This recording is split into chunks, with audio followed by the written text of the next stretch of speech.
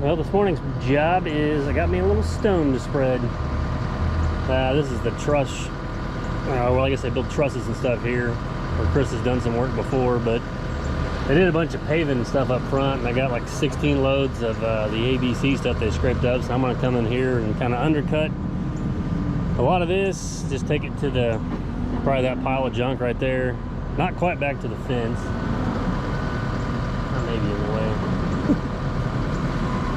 And get all this undercut, take it over there and kind of waste it in the corner, and then start moving that stone and just kind of top dressing where I'm at right here. Let me find out if I need to move or not.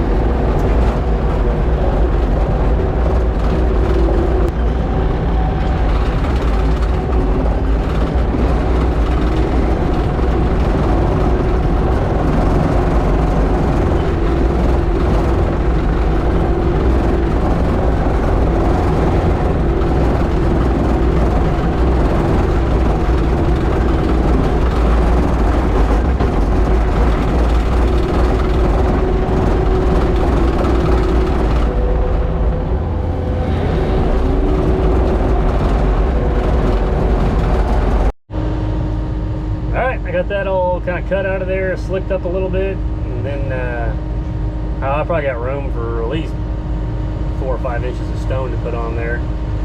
I try to just kind of, there's a fence in there, but I try to stay a couple of feet off of it. There's just a bunch of brush and junk, and they're just wanting to put more trusses right there. And they also told me not to take it all the way to the fence, that way they don't push anything into it. So I'm going to try to just kind of leave it a nice uniform slope, and then try to get everything, make sure it drains off and around this corner. Got that all opened up and kind of drained down there to the woods. And then there's all my stone. We'll kind of start. I got some stuff in the back that's got more dirt and junk in it. I may take a little bit of that, put down first, track it in, and then put some of this better looking stuff on top. I mean, it's good and solid. That's just kind of some, I don't know, there's some pretty good clay and rock and stuff right there. So we'll just put that stuff down and then cover it up with the good stuff.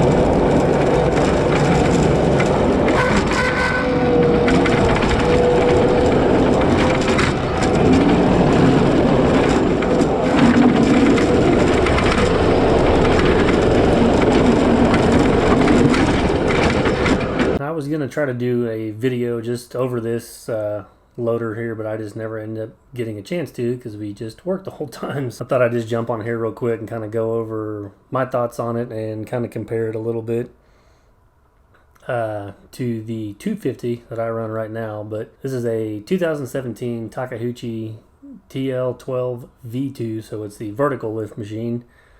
It's right at 111 horse. It's a Kubota engine that's in it, and it weighs a little over 13,000 pounds. I think it's like 4 inches wider than what my TL250 is, and it's 6 inches longer. This thing was quick. I mean, it was a beast. It's a pushing machine, that is for sure. So, and the first thing I noticed right out the gate was how much quicker it was than the one I run. It seems like this one in the low side, or just the normal side, is probably the speed that mine is in the high speed. But the loader functions and everything on it are just all around quicker, which, like I said, I know I'm comparing a 2011 to a 2017, and there's going to be some differences, but it's a really smooth ride. The visibility was great. I was kind of concerned with the size of the arms on here, but you sit up high enough where you look over those. This one doesn't, but I think John's has a backup camera, which took a little bit of getting used to for me, because I've never had one on a machine, so I could see where it would be handy, but it's a little tough to kind of still gauge your depth perception or how close you are to something. They've updated the, AC and the heater. There's a lot more vents. It's got 2 cup holders, a place for your cell phone. The door actually fits on there a little bit tighter, I guess you could say, or it kind of latches a little better than what mine does. It doesn't kind of flop around as much. I love it. I had a blast running this thing. It was just, I couldn't believe how much quicker and smoother it was than mine. The one big con about it that I didn't care for was how much fuel this thing went through. In this video, I think I ran it pretty hard for about 9 hours, and I used a tank and a quarter, or almost a tank and a half of fuel. And it has a 30-gallon fuel tank on it, which I don't know if I ran it. I wouldn't say I used 30 gallons on that first tank, because it got down to where there was like 2 red flashing bars on the light for the fuel. And I didn't know how much longer it would go, so I went ahead and filled it back up. And then I think when I was all done, it was used over half a tank again. But so I'm gonna say I may have burned somewhere around 40 gallons, 45 maybe, which just seems crazy because I can run my 250 for 10 or 12 hours and burn about 14 or 16 gallons in a really busy day. So it doesn't hardly use any DEF, but you're definitely going to need to have a fuel tank with you if you're going to get one of these. Like I said, that was the only really thing that I didn't like about it. Everything else I loved. I still want to get one of these. It just kind of seems like they could do a little bit better than that, because it was like 2 o'clock and I was having to fill it back up again, so that's kind of going to be a little bit annoying. And for somebody like me that's just a one-man show that's going to kind of try to eat into the cost, or so you're going to have to raise your hourly rate or do something, because there's no way I can spend 2.5 days worth what I put in my 250 every single day on this machine. Like I said, overall, I love this machine. This thing, it pushed through those piles.